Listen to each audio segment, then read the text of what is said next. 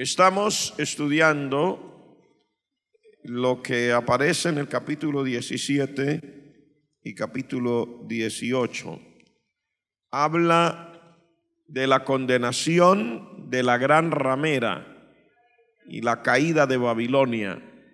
Quiero hacerles la claridad exactamente qué es. El capítulo 17 habla del sistema religioso como tal, puesto bajo la condenación del Señor. Y el capítulo 18 como tal habla de la sede de esa institución religiosa siendo destruida. Y lo repito, el capítulo 17 habla del sistema como tal, bajo la condenación y el juicio de Dios. Y el capítulo 18 habla de la sede física, geográfica, donde ha tenido asiento esa gran institución siendo destruida. Y ya miramos la mayor parte del capítulo 17. Miramos lo que significa esta mujer, porque la visión es una mujer que dice que es una gran ramera, o sea, una prostituta muy grande, porque es una palabra que suena un poquito más fuerte cuando lo decimos en la manera como nosotros lo decimos. Una ramera es una prostituta. A esa entidad, institución religiosa, la palabra de Dios le llama la gran ramera, la madre de todas las rameras. Y se muestra también el imperio que la apoya y de dónde viene. También se habla de la gran ramera, o sea, esta institución religiosa participando al comienzo del reinado del anticristo. Todos esos detalles están escritos ahí. Y luego también la palabra del Señor habla de cómo el mismo imperio del anticristo, la comunidad que respalda al anticristo, se encarga de quitarle a esta institución religiosa todo su poder político y todo su poder económico, porque esa institución como tal dice que en la visión que ve el apóstol Juan, que es el profeta, dice, la vio sentada sobre esa bestia, o sea, sobre esos imperios, y sobre el último imperio iba sentada, o sea, cabalgando sobre, lo cual quiere decir que esta es una institución religiosa que ha mantenido la autoridad, el gobierno de todos los imperios desde el momento en que se menciona allí hasta que sea destituida. Entonces, lo voy a decir de nuevo para que básicamente usted mire los puntos de qué es lo que dice el capítulo 17. Primero, identifica a aquella mujer ramera como una gran institución religiosa apóstata, que ha tenido autoridad sobre los imperios. Habla de esta mujer cabalgando sobre una bestia que tenía 7 cabezas, que son los 7 imperios opresores de Israel. La ve sentada sobre muchas aguas también, que quiere decir en general sobre las naciones del mundo. También esa bestia es la que tiene los 10 cuernos, que son la representación del imperio romano revivido. Y En ese momento que ya la identifica, luego también explica cómo esta institución está representado en esta mujer prostituta, apoya al anticristo en el comienzo de su reinado, en su fuerza. Y luego, al final, en el verso 16 dice: y los 10 cuernos que viste en la bestia, estos aborrecerán a la ramera. O sea, ese imperio del anticristo al cual la ramera, la gran ramera, ayuda, también dice aquí, en su momento ese imperio la aborrecerá, y dice: y la dejarán desolada y desnuda, y devorarán sus carnes y la quemarán con fuego. O sea, ese mismo último imperio compuesto por esta comunidad que respalda al anticristo, en su momento serán encargados ellos mismos de destruir al sistema religioso como tal, a esa superiglesia. De hecho, es una iglesia apóstata. Cuando decimos apóstata, quiere decir que no sigue los postulados de la palabra del Señor, sino que se aparta de lo que Dios dice. Apostasía, apartarse del camino que estaba diseñado por Dios. Y este imperio romano revivido aborrece a este sistema religioso y lo destruye como tal, porque en sí el anticristo no querrá compartir su poder con nadie. Acuérdese que el anticristo será poseído por el mismo diablo también. Y acuérdese que el anticristo, precisamente por eso es llamado el anticristo, porque querrá tomar el lugar del Señor Jesucristo y querrá la adoración para él. Y así, mire, el diablo es un imitador terrible, que el Señor lo reprenda. Mire usted, por ejemplo, nuestro Dios es trino, ¿verdad? Padre, Hijo y Espíritu Santo. Si usted nota el mover del anticristo en su momento, usted nota ahí también una trinidad: el diablo, el anticristo y el falso profeta. ¿Y qué hace el falso profeta? Hacer señales delante del anticristo para que la gente le crean al anticristo. El diablo siempre ha sido un imitador, pero que no tiene ninguna garantía, porque el Señor, nuestro Dios, Él es uno, es un verdadero Dios.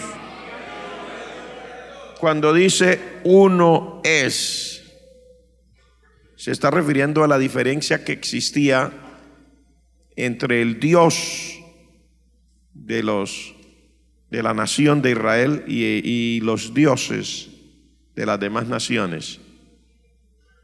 Por eso se llama que la religión judía y la religión cristiana, dicen los que hablan sobre religión, es una religión monoteísta, o sea, con un solo Dios. Mientras que las otras religiones eran religiones politeístas, o sea, religiones con muchos dioses. Por eso Dios sale a hablar y a decir de esta manera: Jehová vuestro Dios es uno. O sea, no son muchos dioses, un solo Dios. Queda también aquí en este capítulo la parte de la identificación, y ya entramos en el capítulo 18, porque en el verso 9 del capítulo 17 dice: esto para la mente que tenga sabiduría. Las 7 cabezas son 7 montes sobre los cuales se sienta la mujer. Ahora está hablando de una identificación geográfica, y mire que sí es geográfica, porque en el verso 18 dice: y la mujer que has visto, es la gran ciudad que reina sobre los reyes de la tierra. O sea, aquí ahí en ese capítulo 17 se hace la identificación tanto del sistema como del sitio geográfico de la ciudad donde se asienta ese sistema.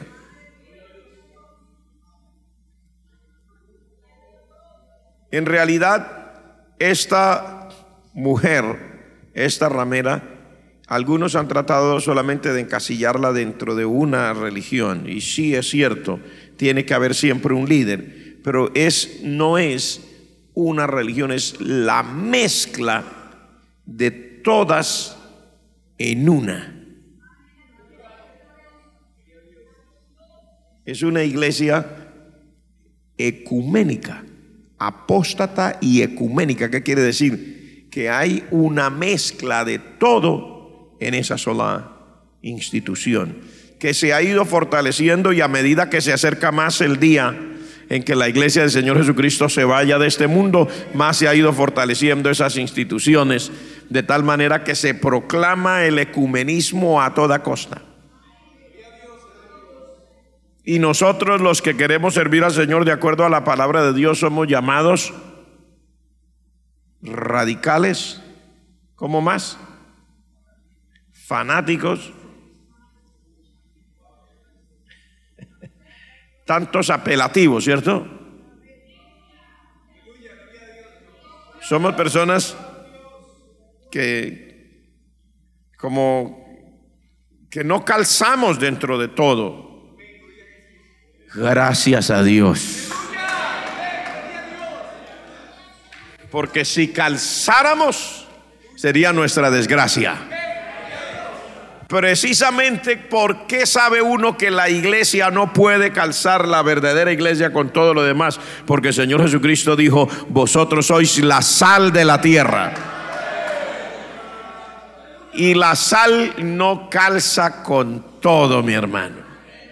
La sal tiene una particularidad, y es que es buena, pero también es repelente.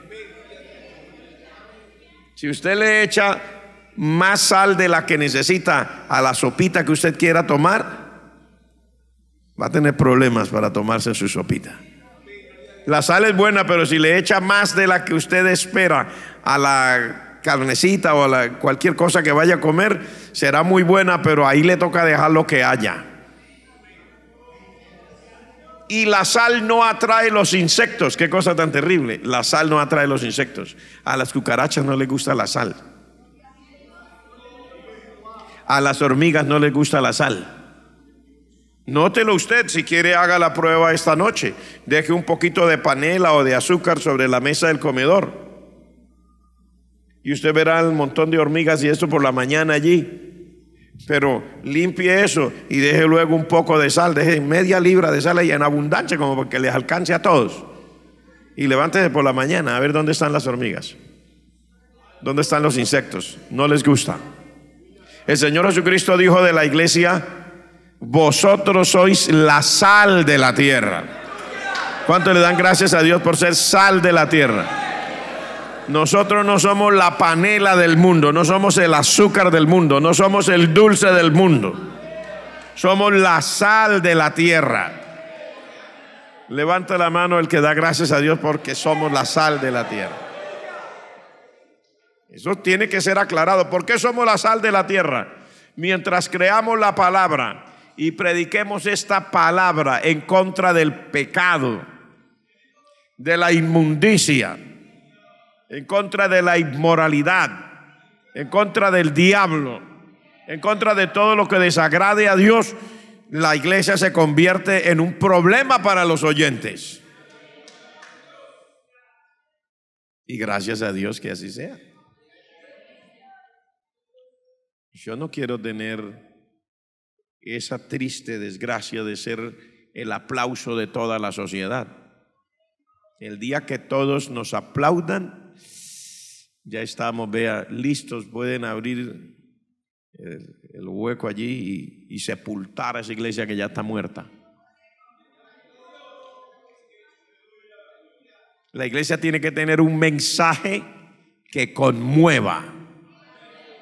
que confronte, que incomode, no porque quiere hacerlo, sino porque el mensaje del Señor Jesucristo es incómodo. El mensaje del Señor Jesucristo es incómodo. El Señor Jesucristo dice así: si no naciereis de nuevo, no puedes ni siquiera ver el reino de Dios, menos entrar en él. Eso es incómodo. Se tiene una sola opción. Dice el Señor Jesucristo: yo soy el camino. Nadie viene al Padre sino por mí. A la gente no le gusta eso. Ah, pero se cree que eso es lo único. Sí, Señor. El Señor Jesucristo es el único. Yo no estoy diciendo de la iglesia, estoy diciendo del Señor Jesucristo. El Señor Jesucristo es el único y nosotros predicamos a Cristo, por eso nos volvemos incómodos. Ay, no hay otra manera. No. Pero aquí si hacemos un arreglo y de pronto una reunión y como para tratar de enmendar todo esto y llegar a la paz de todo el mundo. No. Solo hay un camino, Jesucristo. Solo hay un Señor, Jesucristo. Solo hay un Rey de Reyes, Jesucristo. Solo hay un mediador entre Dios y los hombres, Jesucristo. Entonces se vuelve incómodo, porque es radical. O sea, no hay opción, no hay opción.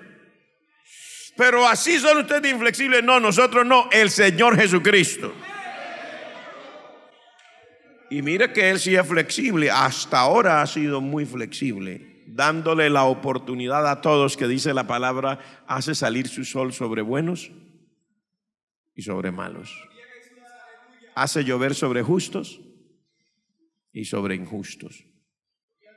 El oxígeno que está disponible lo respira el borracho, el adúltero, el fornicario y también los santos en Cristo Jesús. El mismo oxígeno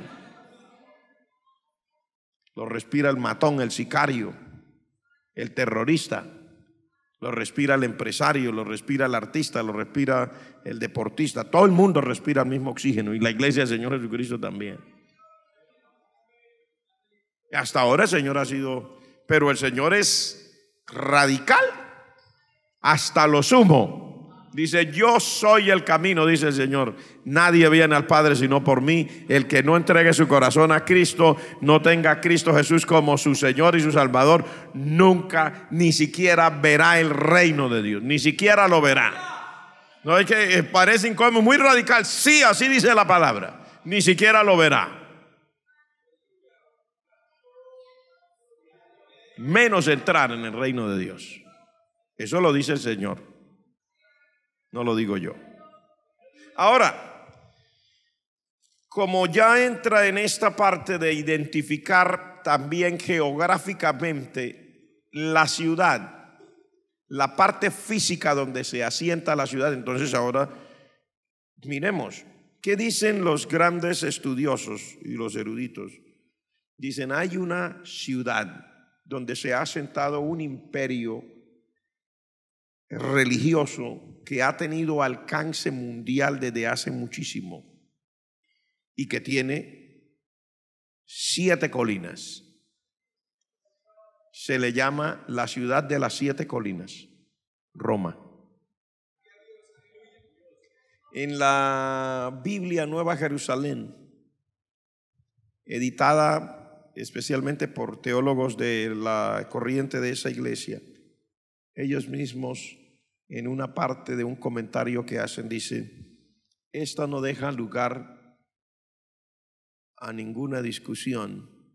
Para nosotros está claro que esto que dice aquí se refiere a Roma.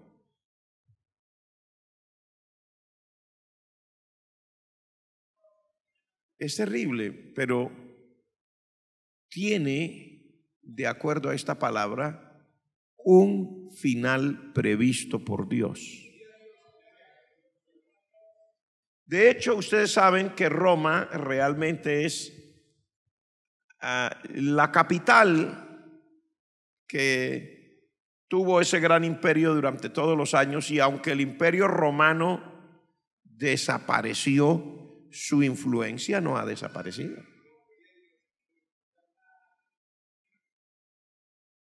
Su influencia no ha desaparecido, ni en lo político, ni en lo cultural, ni en las leyes. ¿Cuántos aquí han estudiado o estudian derecho? Levante la mano los que han estudiado o estudian derecho. ¿Estoy en lo cierto? Todavía se estudia el derecho romano, ¿cierto? Todavía se estudia el derecho romano cuando se estudia derecho. En la política, el sistema de gobierno que más se proclama actualmente es basado del sistema de gobierno romano. Ellos fueron los que instauraron el gobierno como lo conocemos hoy, al que evolucionó hasta llamarse ahora la democracia. Ellos tenían senadores. Y los senadores, aunque el César era considerado el rey, el emperador, y el César se ponía el título de señor, pero los senadores tenían fuerza y hubo Césares que fueron muertos por senadores, y los demás senadores entre ellos peleaban. Algunas veces quedaba un general, otras veces quedaba un senador. Y todo ese es el sistema que se desarrolló hasta llegar al sistema que nosotros llamamos hoy de la democracia. Se viene de allá. Por si usted no le ha puesto atención, estudie. El impacto del gobierno y del imperio romano hasta el sol de hoy no se ha desaparecido. Es más, el imperio romano tenía como centro y como capital a Roma, y compuesto por naciones que estaban ubicadas en Europa, que eran la parte fuerte, y luego con sus brazos extendidos hacia el Asia y hacia el norte del África y toda la cuenca del Mediterráneo, hasta acá, hasta Inglaterra, hasta donde llegaron. Entonces, el imperio romano revivido es realmente otra vez la base. Europa, que sufrió en los últimos años, a partir más o menos del 60 para acá, una transformación inaudita. Europa sufrió una transformación inaudita. Si ustedes se dan cuenta, las primeras dos guerras mundiales de la época moderna, que llamamos la Primera Guerra Mundial del 14 y la Segunda Guerra Mundial desde el 39, si no me equivoco, estas guerras se iniciaron en Europa. Y se iniciaron con el deseo de instaurar ese famoso Tercer Reich,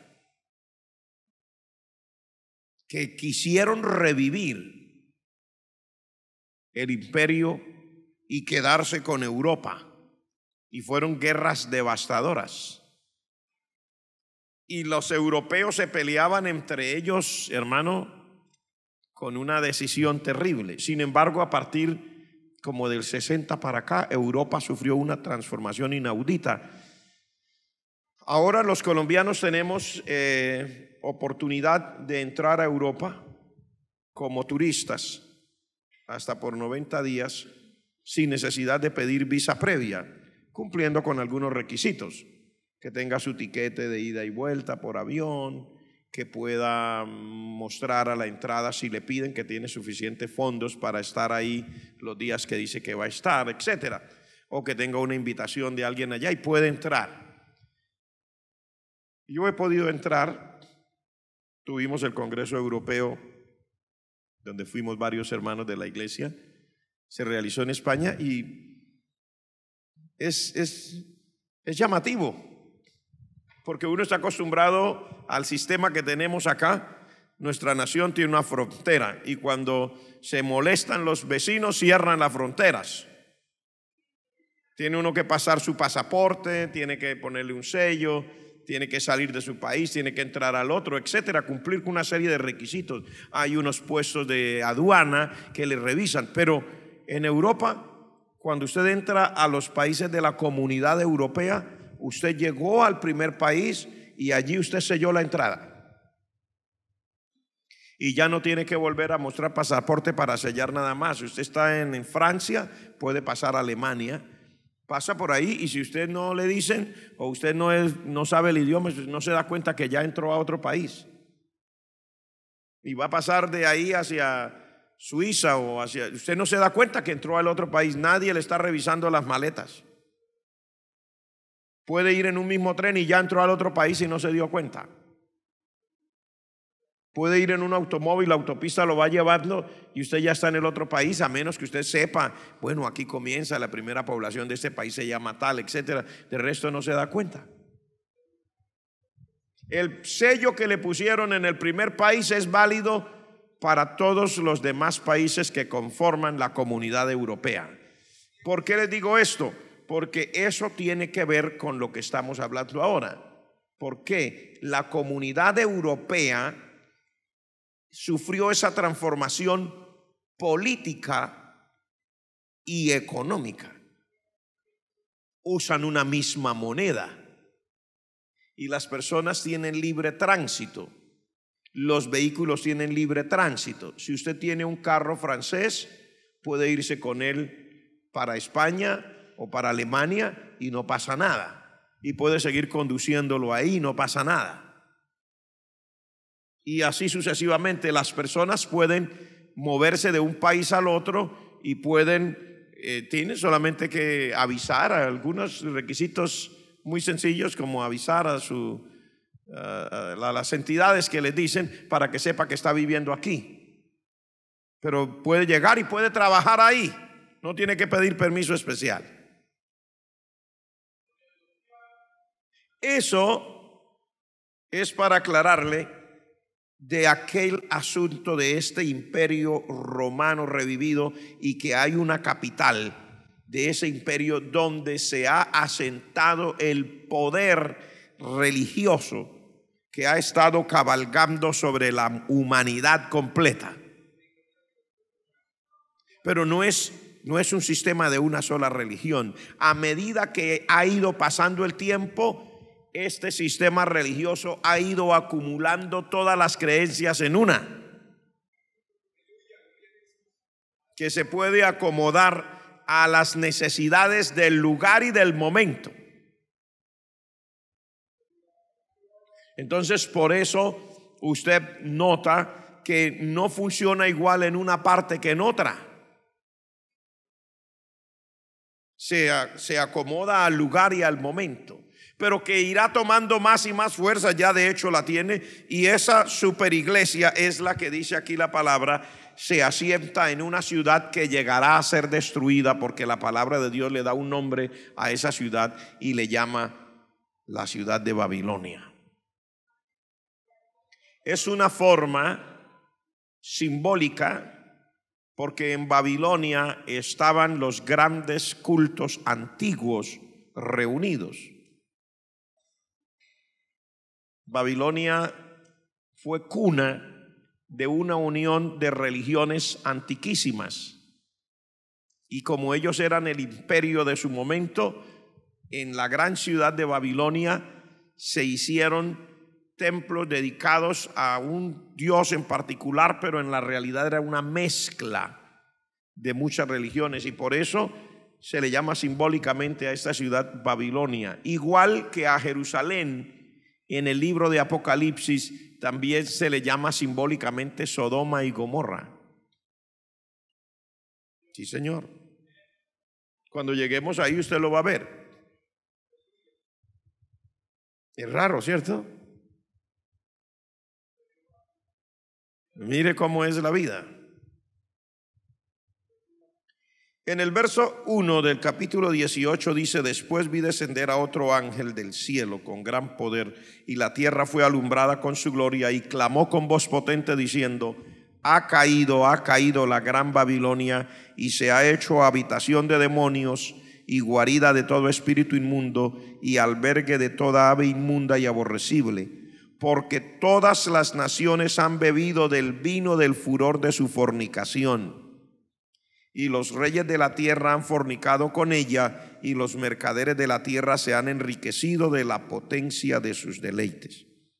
Aquí está haciendo una descripción de cómo ahora esta mujer, que representa al sistema y a la ciudad donde se asienta el sistema, es a los ojos de Dios. ¿Cómo es a los ojos de Dios? Se le llama Babilonia, se le llama habitación de demonios, se le llama guarida de todo espíritu inmundo, se le llama albergue de toda ave inmunda y aborrecible. O sea, lo que yo quiero que usted se dé cuenta es que en el libro de Apocalipsis usted encuentra un lenguaje a veces muy fuerte. Y este lenguaje muy fuerte viene de parte de Dios. Porque si usted nota cómo la ve Dios a esta ciudad y a este sistema y cómo lo ve la gente, usted nota la diferencia. ¿Quiere que leamos cómo lo ve la gente? Vamos a leerlo cómo lo ve la gente. El verso 16 o 15 en adelante dice: los mercaderes de estas cosas que se han enriquecido a costa de ella se pararán lejos por el temor de su tormento, llorando y lamentando y diciendo: ay, ay de la gran ciudad. Mire, si ve, allá dice guarida de demonios, así como lo ve Dios, guarida de todo espíritu inmundo, albergue de toda inmunda, ave inmunda y aborrecible. Pero mire cómo la ve la gente. Dice: los que se enriquecieron a costa de ella dicen: ay de la gran ciudad que estaba vestida de lino fino, de púrpura y de escarlata, y estaba adornada de oro, de piedras preciosas y de perlas, porque en una sola hora o en una hora han sido consumidas tantas riquezas. El verso 18 dice: y viendo el humo de su incendio dieron voces diciendo: ¿qué ciudad era semejante a esta gran ciudad?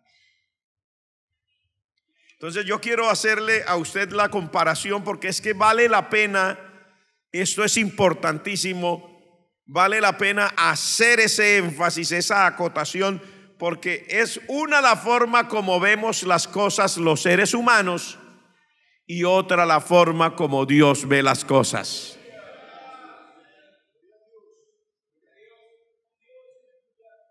A los ojos de la gente, ese sistema, esa institución y esa ciudad es vista como la gran ciudad, como vestida de lino finísimo, como vestida de escarlata, de piedras preciosas, de perlas, de oro, o sea, una cosa maravillosa. A los ojos de Dios, ¿cómo la ve Dios? Dice: se ha hecho habitación de demonios, guarida de todo espíritu inmundo, albergue de toda ave inmunda.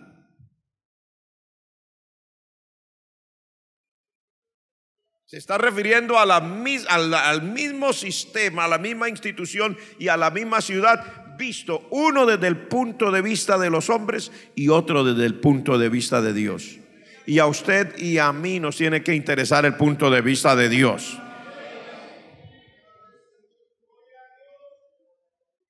Así que todo lo que la gente ve como maravilloso no es tan maravilloso. Gloria al nombre de Jesús. Todo lo que la gente ve como maravilloso no es tan maravilloso. Aleluya. ¿Por qué se le llama de esa manera tan horrible de parte de Dios? Dice que es una ramera, que es una prostituta, que es inmunda. Dice que está llena de demonios, que es guarida de todo espíritu inmundo. ¿Por qué lo ve Dios así? Dice en el verso 3: porque todas las naciones han bebido del vino del furor de su fornicación. Segundo, porque los reyes de la tierra han fornicado con ella. Y tercero, los mercaderes de la tierra se han enriquecido de la potencia de sus deleites. Aquí hay tres razones. Y ahí usted entiende que son razones, porque mire, cuando termina de decir es así y es así, o sea, es habitación de toda de demonios y es guarida de espíritus inmundos y albergue de toda ave inmunda, y luego dice porque, o sea, la explicación. ¿Por qué se le llama así? Porque todas las naciones han venido han bebido del vino del furor de su fornicación. Se está hablando de la gente en general. Uno. Yo le expliqué el domingo anterior que en sentido espiritual, cuando en los profetas del Antiguo Testamento se le hablaba al pueblo acerca de la idolatría, se comparaba la idolatría con fornicación. ¿Por qué? Porque se supone que ese pueblo debía adorar al verdadero Dios. Al haberse ido a otros dioses se comparaba con fornicación o con adulterio.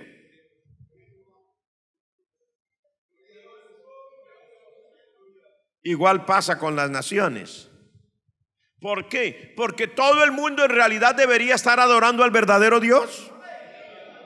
Porque somos criaturas suyas. Si bien todos no hemos sido restaurados a ser hijos de Dios, para ser hijo de Dios hay que entregar el corazón a Cristo. Pero como criaturas, ninguno puede decir que le está escondido o vedado a sus ojos el reconocer que el verdadero Dios es real y que es el creador de todas las cosas. Ese famoso cuento de la evolución de las especies, que venimos de una bacteria, que hubo una gran explosión, ese famoso cuento no se lo tragan sino los que quieren, porque los que analizan jamás pueden aceptar que es que vino una bacteria. Imagínense más o menos la historia. Se la voy a resumir en un minuto. Hubo una gran explosión por allá. ¡Bum! De esa explosión salió volando una bacteria y aterrizó aquí en un pantano maloliente. No se sabe en dónde. En algún pantano de la tierra aterrizó. Y luego esa bacteria se convirtió en guasarapo o gurasapo, como lo quiera llamar. Y luego ese gusarapo se convirtió en un pequeño pez. Y luego ese pez tenía alas o unas aletas, y de pronto al sacar la cabeza del agua le provocó no vivir entre el agua y comenzó a hacer fuerza hasta que le crecieron las alas y se convirtió en ave. En fin, la historia dice que un día todo eso se había convertido en un primate. En algunas naciones le llaman mono. Nosotros aquí en Colombia, en una forma criolla, le decimos mico. Eso es un mono de la selva, un mico. Pero que el mico o el mono tiene una diferencia con el ser humano. ¿Cuál? Básicamente el cerebro y la capacidad de pensar. Pero entonces el mono siempre andaba en cuatro patas, con una larga quinta extremidad para colgarse de los árboles. Pero un día el mono pensó que era muy terrible no poder pensar.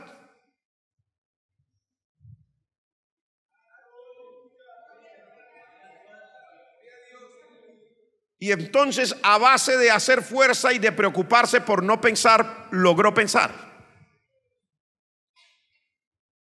No sé, pues básicamente eso dice la historia, ¿no? Y así fue que evolucionaron.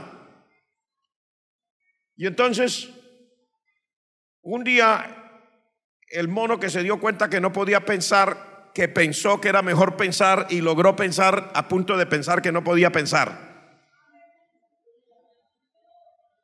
Llegó a darse cuenta que era muy, muy terrible andar en cuatro patas. Así que poco a poco se fue levantando para andar en dos. Pero un día, al mirarse en un espejo, se dio cuenta que era muy feo y que tenía mucho pelo por toda la cara y por todos lados. Entonces decidió que cómo era tan feo andar así, y de tanto pensar que no podía pensar, pero que ahora sí podía pensar, y que al pensar se daba cuenta que era feo, comenzó a evolucionar y se le comenzaron a caer todos esos pelos de la cara y todo, y la cara le comenzó a poner más bonita porque era muy feo. En fin, ellos dicen que ahí está usted.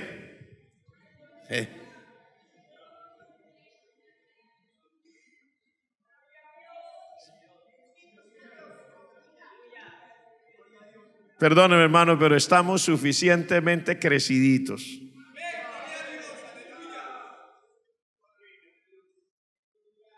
Y diría alguien, pero es que es ridículo pensar que haya un Dios que lo creó.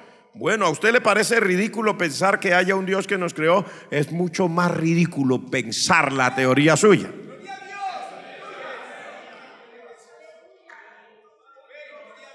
Claro, es mucho más ridículo. Es como decir que usted y yo tomamos un reloj, un simple reloj. Lo desbaratamos y tomamos todas sus piezas y las ponemos dentro de un pote tapado. Lo sacudimos y lo seguimos sacudiendo y lo dejamos ahí, y que un día se volverá un reloj suizo de alta precisión, que no es para nada comparable con la alta precisión, la ingeniería de alta precisión que está consignada en cada parte de nuestro cuerpo. Que nosotros tengamos tan solo en eso, que siempre se lo digo a la gente y no es que me olvido ni que me esté volviendo viejo, es que me causa gracia y me gusta repetirlo porque me causa gracia.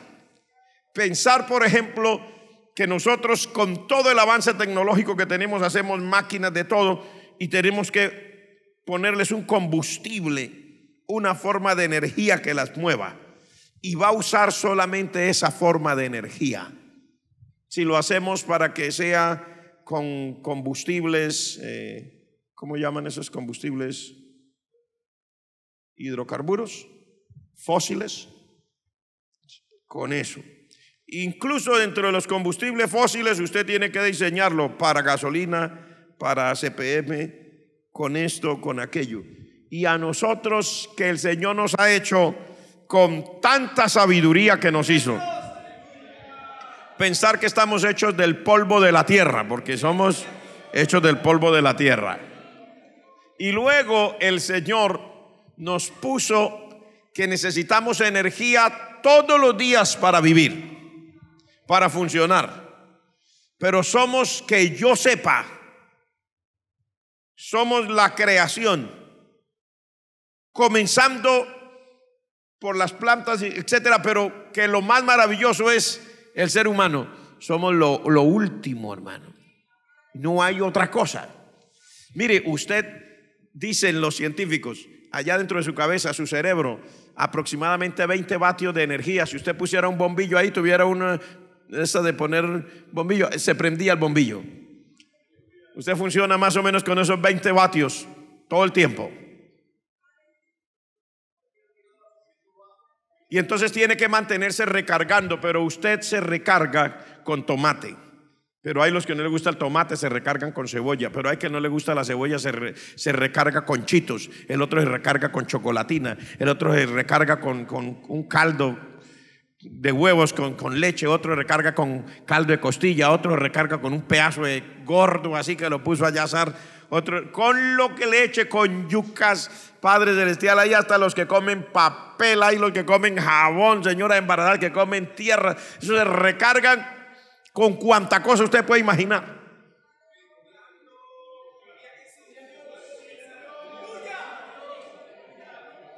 Se recarga con pescado, se recarga con sopa, se recarga con café con leche, se recarga con lo que sea, hermano. Con lo que es de alimento. Con eso recarga usted su cuerpo, porque usted aquí lo recarga con lo que usted usualmente come. En las sociedades tenemos como un tipo de comida, pero como uno va viajando por el mundo se va dando cuenta, en otras partes no comen sino perros calientes y se recargan a punta de perra caliente. Otros no comen sino de esto y a punta de eso se recarga, y todo el tiempo están dando. Algunos son vegetarianos, nunca comen carne, se recargan a punta de zanahoria, remolacha, habichuelas y cosas así. Entonces dice, uy, no. Pero realmente es para recargar la energía que lo usa. Búsqueme otra cosa que sea por lo menos parecida. Y entonces después dígame que nosotros somos el producto de una bacteria que salió volando. Bendito sea Dios. ¿Cuántos alaban al Señor por su misericordia?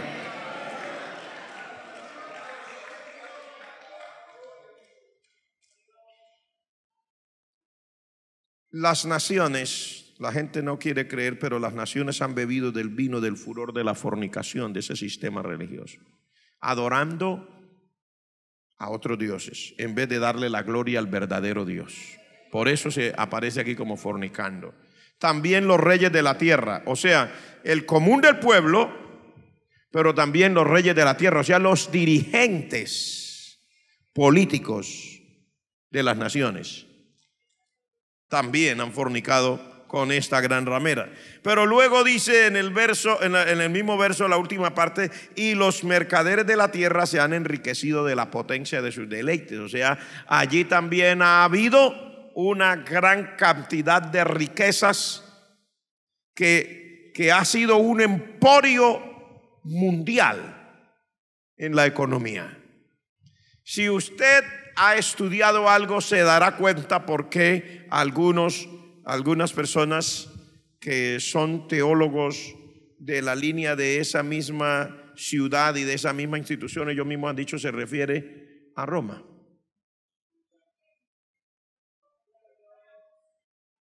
Porque dicen que de los bancos más ricos del mundo está allá.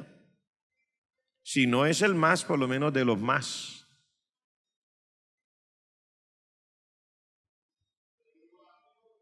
Tiene este sistema representación oficial en muchísimos países del mundo, embajadores. No es lo que usted cree, son embajadores. Tienen otro nombre, pero son embajadores, por si usted no lo sabía.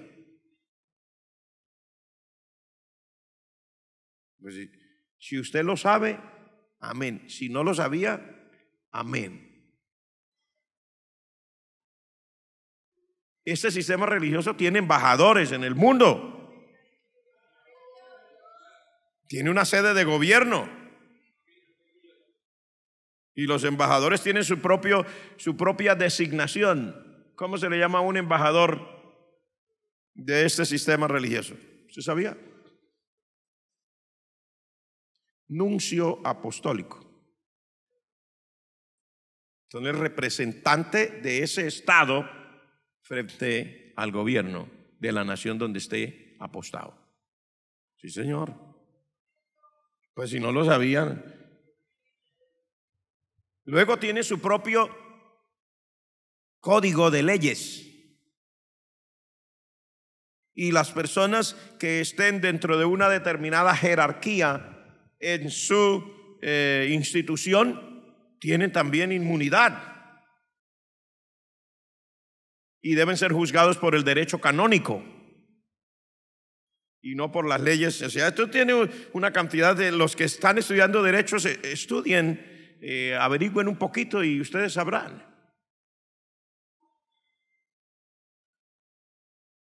Este es un sistema. La palabra de Dios es muy fiel, no falla. O sea, tiene tres razones ahí. Dice, primero, toda la gente ha fornicado con ella. Segundo, todos los reyes de la tierra han fornicado con ella. Pero tercero, todos los mercaderes, dice, de la tierra se han enriquecido de la potencia de sus deleites. O sea, allí hay suficientes razones. Y luego está la parte que leímos ahora que dice, salid de en medio de ella, pueblo mío. Esa es una voz que salió del cielo, para que no seáis partícipes de sus pecados, ni recibáis parte de sus plagas. Porque sus pecados han llegado hasta el cielo, y Dios se ha acordado de sus maldades. Ay, me gusta esa última parte. No solamente para hablar de esta mujer, de este sistema religioso y de esta ciudad donde se asienta ese sistema, sino para hablar de eso como parte de la forma de Dios actuar. Mire lo que dice aquí, porque Dios se ha acordado de sus maldades.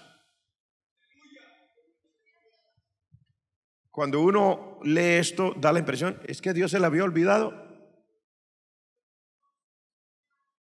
No, a Dios nunca se le olvida nada. Entonces, ¿por qué dice aquí Dios se ha acordado de sus maldades? Es una expresión para decir Dios ha puesto de presente ahora todo lo que la persona o institución o lo que sea ha hecho por largo tiempo. En otras palabras, que se le ha dado un compás de espera a la gente o a las naciones o a las instituciones para que tomen decisiones, y cuando no las toman llega un momento en que Dios pone eso de presente, dice no va más.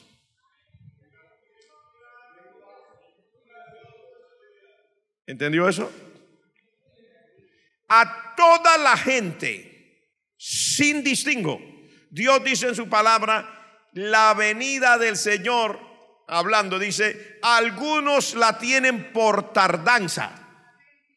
Dice, pero no es cierto, sino que Dios es que misericordioso, ¿para cuántos? Dice, para con todos. ¿Por qué? Dice, no queriendo que nadie se pierda, sino que todos procedan al arrepentimiento.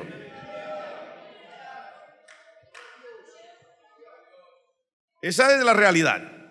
Dios le da un compás de espera a la gente, a la humanidad, a las naciones, a las personas, al mundo como tal. Pero cuando se cumple todo lo que Dios puede dar como compás de espera y no hubo reacción positiva,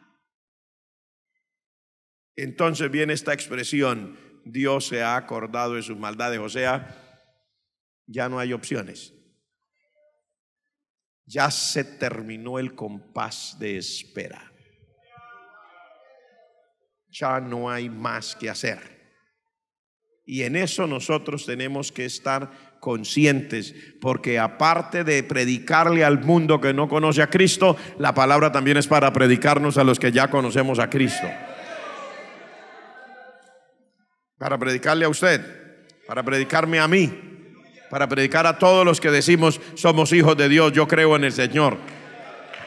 Dios, a veces nosotros creemos que las cosas están bien solo porque Dios no ha tomado un castigo fulminante ya. No, no es eso. Es de Dios le da un compás de espera a las personas. Durante ese compás de espera Dios les habla sin cesar, dice la palabra, a través de su palabra y a través de los profetas. O sea, Dios ha usado los medios de su palabra y sus predicadores a través de todo el tiempo para hablarle a la gente, ojo que está en un compás de espera, lo que yo quiero de ustedes es esto. Lo que yo espero de ustedes es esto. Si se cumple ese compás de espera, si se cumple ese tiempo que Dios determinó y nadie ha tomado un correctivo, entonces viene esta expresión, Dios se ha acordado de sus maldades.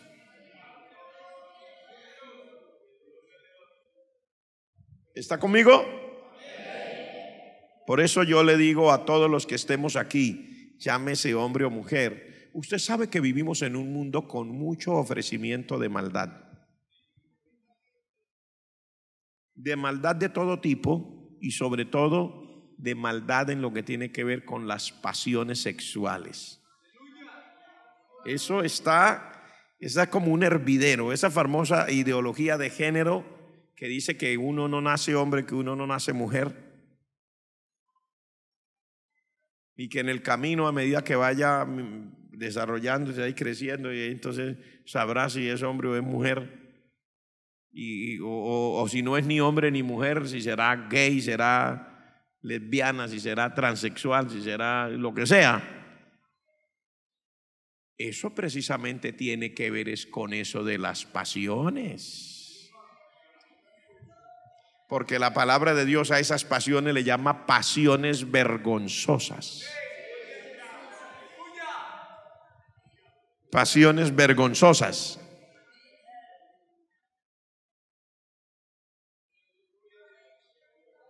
Se lo digo de nuevo, le llama pasiones vergonzosas. Fornicación, adulterio, homosexualismo, lesbianismo, o la gente que llama bisexual, transgénero, lo que sea. La palabra del Señor le llama pasiones vergonzosas. El mundo de nuestros días, estimados hermanos, está lleno de todo eso. Usted ya ve que hasta en esos famosos acuerdos, eso hubo un escándalo, hermano, nacional. Porque primero los hermanos de las iglesias salieron a marchar y dijeron: no permitimos que eso se lo enseñe a nuestros hijos en la escuela. Y eso sí armó un problema, pero horrible. Cualquiera hubiera pensado que era que el país era todo gay y todo lesbianas y todo. No, no es cierto. Pero los defensores salen a hablar con tal fuerza y hablan tan duro que si usted no piensa, creería que ellos son la mayoría, cuando no es cierto. Son una minoría. Lo que pasa es que ellos usan una técnica. ¿Cuál? Está en un debate frente a la televisión, no deje hablar al otro, interrúmpalo, háblele. Ya uno sabe cómo son. Y hable así, ya diga así, y póngale vida y no sé qué. Pero la verdad es que la mayoría de la nación no son personas ni homosexuales, ni lesbianas, ni transexuales, ni gente confundida. No. Para la muestra un botón. ¿Cuántos de ustedes están claros aquí acerca de eso?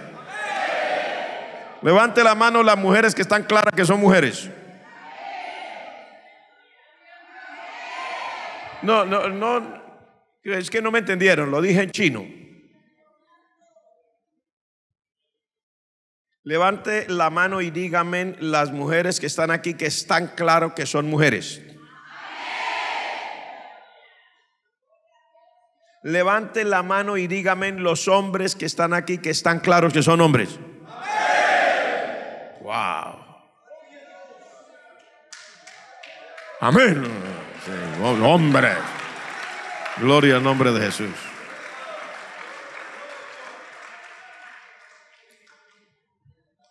Las pasiones. Vivimos en un mundo lleno de pasiones y que promueve las pasiones. Y se promueven a nivel oficial. Ojo, lo querían promover desde el Ministerio de Educación. Quiere decir a nivel oficial. Está insertado en los famosos acuerdos que están en momento de corrección por allá. Quiera Dios que los corrijan y le corrijan todo lo que no sirve. Entre esas cosas eso. El mundo de nuestros días ofrece muchas pasiones, muchísimo. El adulterio a la carta, la fornicación a la carta, homosexualismo a la carta, lesbianismo a la carta, respaldado por las grandes figuras que salen a hablar. Hay gente que se consideran intelectuales y salen orgullosos de decir: hoy yo quiero salir del closet y decir que yo soy así, gay, lesbiana, lo que sea. Uno encuentra por ahí en el supermercado dos hombres o dos mujeres así que quieren como darle y hacerle pedagogía al pueblo en público. Entonces salen los dos hombres o las dos mujeres con un carrito en el supermercado a comprar y echan galletas y luego ven a una familia que va con sus hijitos. Entonces ellos dicen: ay, y se dan pico en pública para hacerle pedagogía al resto de la sociedad. No se preocupe, haga toda la pedagogía que se le dé la gana. Un día a usted le van a hacer una pedagogía con candela, a menos que se arrepienta. Si se arrepiente, Señor, reciba a todo el mundo. No es como la gente dice: ay, ustedes son homofóbicos. No, Señor. Así como predicamos contra el pecado del homosexualismo, de la desviación sexual, también predicamos contra el adulterio, que es entre hombre y mujer. También predicamos contra la fornicación, que es entre hombre y mujer. También predicamos contra la corrupción de menores. También predicamos contra el aborto. También predicamos contra el asesinato. También predicamos contra el sicariato. También predicamos contra el secuestro. También predicamos contra el matricidio y parricidio, contra todo tipo de basura salido del infierno.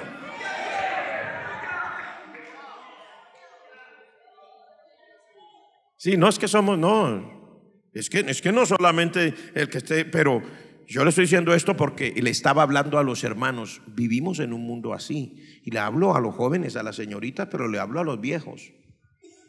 Eso está a la orden del día. Si usted no se cuida, el mayor deseo del diablo y su festejo más grande sería hacerlo caer a usted en un adulterio, en una fornicación o en cualquier tipo de pecado sexual y luego salir a frotarse la mano y decir: vean, ahí está, vean. Que el Señor reprenda al diablo. Que el Señor reprenda al diablo. Pero usted no venda su primogenitura por un plato de lenteja, mi hermano. No venda usted su vida, su salvación, lo que tiene, por 5 minutos de placer, porque no es más lo que le duraría 5 minutos de placer y una vida de puro remordimiento y angustias y cuantas cosas más que le pueden pasar en la vida. Amén, hermanos. Levante la mano que me entiende. Señorita, yo sé que usted está en la universidad, usted está en el colegio, en la escuela. A usted le van a decir. De hecho, hay países donde le quitan los padres a los cristianos, aunque usted no lo crea.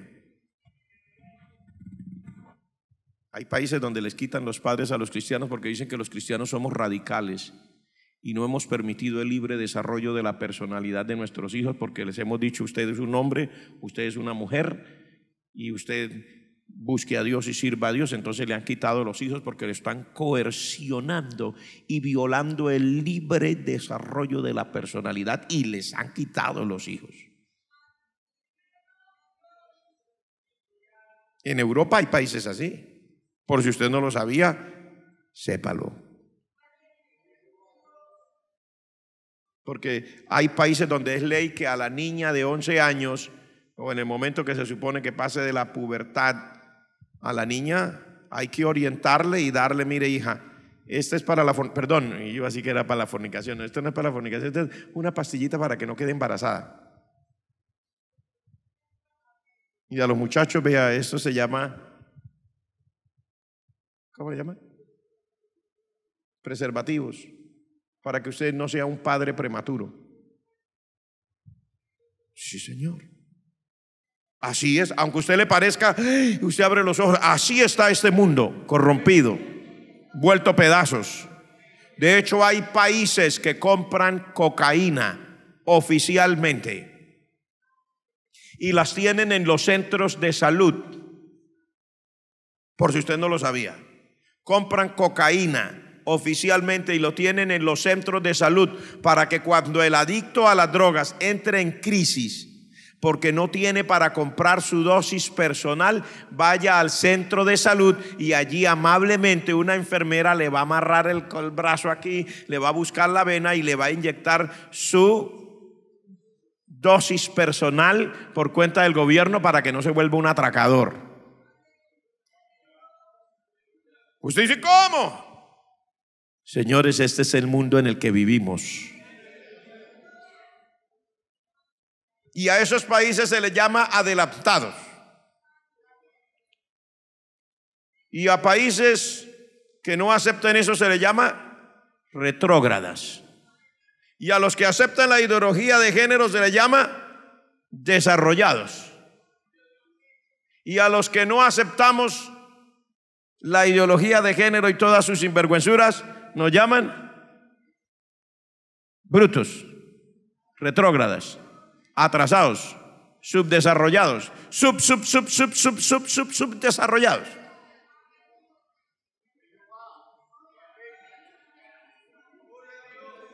Nos llamarán radicales, de todo. Hagan lo que quieran, pero le estoy advirtiendo a usted: sepa que eso es lo que está a la orden del día. Viva para Dios. No se entregue a las pasiones. Se lo digo de nuevo: viva para Dios y no se entregue a las pasiones. Se lo digo otra vez: viva para Dios y no se entregue a las pasiones.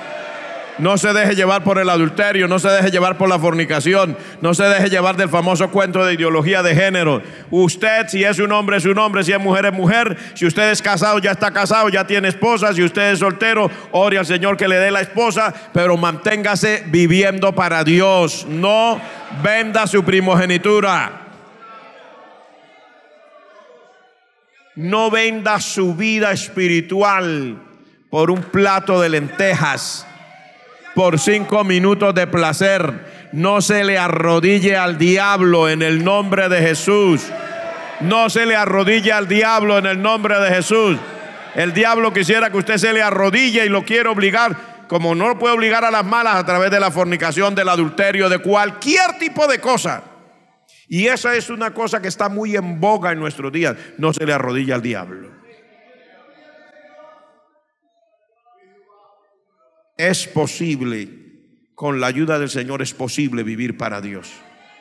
Levante la mano el que dice, ¿es posible vivir para Dios? Levante las dos manos el que dice, amén, yo quiero vivir para Dios.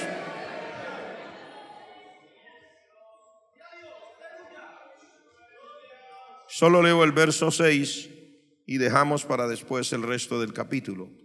Dadle a ella, se está refiriendo a esta mujer, a esta institución, a esta ciudad. Dice, dadle a ella como ella os ha dado. Está hablando Dios. Esta es la voz que viene desde el cielo. Dadle a ella como ella os ha dado. Y pagadle doble según sus obras. O sea, acuérdese lo que yo les decía ahora, y a veces lo he dicho con mucha intensidad.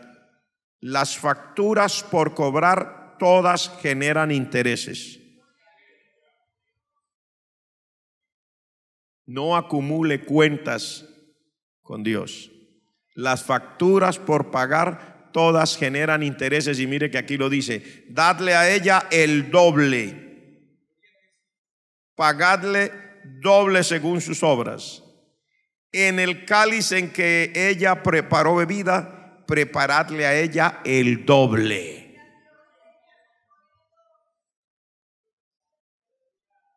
Todas las facturas vencidas generan intereses.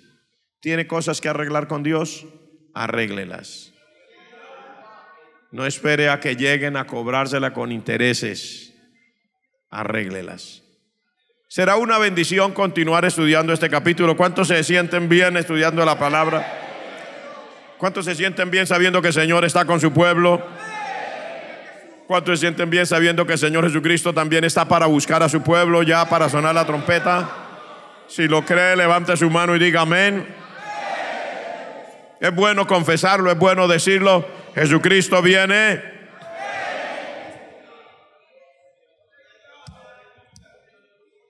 Por respeto, siempre tenemos que tener un límite con nuestro tiempo. Vamos a orar y vamos a dar gracias al Señor.